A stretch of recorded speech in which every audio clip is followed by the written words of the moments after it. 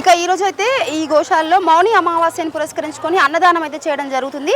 మరి ఇక్కడ కొంతమంది పెద్దలు అయితే ఉన్నారు, వారిని అడిగి మీతో విషయాలు తెలుసుకుందాం. సార్ చెప్పండి సార్, మరి ఇక్కడ ఈరోజు గోశాలలో అన్నదానం నిర్వహిస్తున్నట్టు తెలుస్తుంది. మరి ఇక్కడ అంటే ఏ సందర్భాన్ని బట్టి అంటే మౌని అమావాస్యను పురస్కరించుకొని చేస్తున్నారు కదా, దాని గురించి ఒక రెండు ముక్కలు చెప్పండి. మౌని అమావాస్య కాకుండా రెగ్యులర్ అమావాస్యలో ప్రతి అమావాస్యకి ఇక్కడ భోజన వ్యవస్థ జరుగుతుంది. 4000 మంది దాకా భోజనం చేస్తుంటారు. పొద్దున 9 గంటలకు స్టార్ట్ అయ్యి సాయంత్రం 4 గంటల వరకు భోజనాలు చేస్తుంటారు.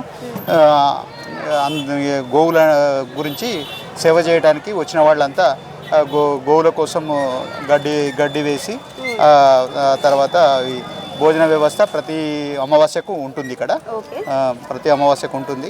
చిన్న భోజనం పెడతారు. భోజనం లేదనుకుంటా 4000 మందికి పొద్దున్న నుంచి సాయంత్రం 4 గంటల వరకు భోజనాలు ఉంటుంది. ఎప్పుడు ప్రతి అమావాస్యకు చాలా పెద్ద ఎత్తున జరుగుతుంటుంది. గోవులు ఒక 1000 గోవుల వరకు ఉంటాయి. దేశవ్యాప్తంగా గోవుల గురించి చాలా పవిత్రత, ధర్మం కోసం, దేశం కోసం, ధర్మం కోసం నరేంద్ర మోడీ గారు కూడా బాగా దీన్ని ఆవుల కోసం బాగా సెంట్రల్ గవర్నమెంట్ బాగా అది చేస్తున్నది. దానివల్ల బాగా డెవలప్ చేయడానికి అందరూ సహకరిస్తున్నారు. హిందూ ధర్మం కోసం, గోవులను రక్షించుకోవడం కోసం ప్రతి దగ్గర కోయడానికి తీసుకెళ్ళిన గోవులను తీసుకొచ్చి సంరక్షించి వాటిని సాది మేము ఇక్కడ గోవులను చనిపోతే గుంత తీసి పెట్టడమే తప్పితే వాటిని అమ్మడానికి కానీ ఎవరికి ఇవ్వడానికి కానీ లేదు. అది. ఓకే, థ్యాంక్ యూ అండి, ధన్యవాదాలు. జై శ్రీకృష్ణ.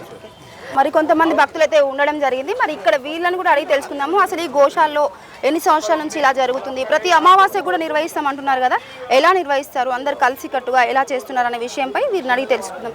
సార్ చెప్పండి సార్. ఈ గోశాల నాకు తెలియచ్చి చాలా రోజుల నుంచి ఇక్కడ గోశాల మెయింటైన్ చేస్తున్నారు. ఈ గోమాతను అంటే తల్లిని పూజించినంత భక్తి కంటే ఎక్కువ కూడా ఇక్కడ భక్తి మార్గం జరుగుతుంది.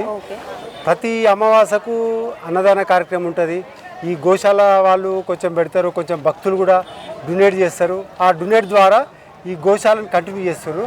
మన హిందూ సనాతన ధర్మాన్ని కాపాడడానికి, మన గోలను రక్షించడానికి ఇక్కడ ప్రతి గోకు ఏ చిన్న ప్రాబ్లం అయినా కానీ ట్రీట్మెంట్ చేయించి దాన్ని ఏమైనా గోవులకు ఉంటే అలాంటిది తగ్గించి ఒక గొప్పగా చేస్తుండు. ఇక్కడ చుట్టుముట్టి ఏరియాలో ఇలాంటి గోశాల ఎక్కడ లేదు. ఇది పెద్ద ఎత్తున చేస్తారు. కనీసం ప్రతి అమావాస్యకు ఒక 4-5 వేల మంది అన్నదాన కార్యక్రమం చేస్తారు. అది పొద్దుగాల 9 గంటల నుంచి సాయంత్రం 4-5 కార్యక్రమం అయిపోయేంత వరకు అన్నదానం కంటిన్యూ నడుస్తూనే ఉంటుంది. కానీ ఈ గోశాలను రక్షించేందుకు ఇక్కడ చుట్టుముట్టున్న ప్రజలకు చాలా మాకు మేలు అనిపిస్తుంది.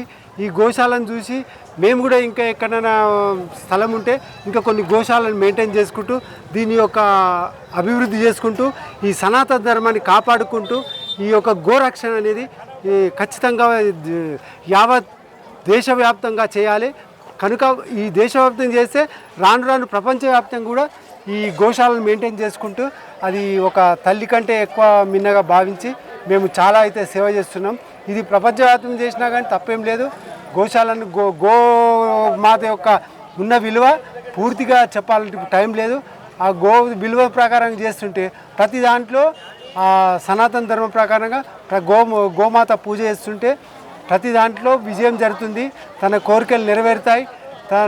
తన ఆరోగ్యాలతో జీవిస్తారని. మరి ఇక్కడ ఈ గోశాలని ఎన్ని సంవత్సరాల నుంచి, ఇప్పుడు ఎన్ని సంవత్సరాలు అవుతుంది? ఇంతకుముందు ఇది ఇంజాపూర్కి మన బిఎన్ఎడ్కి వెళ్ళి అక్కడ ఉండే ముందు ఇంజాపూర్ కట్ట కింద ఉండే, అక్కడికి వెళ్ళి ఇక్కడికి 4-5 years కింద మార్చారు.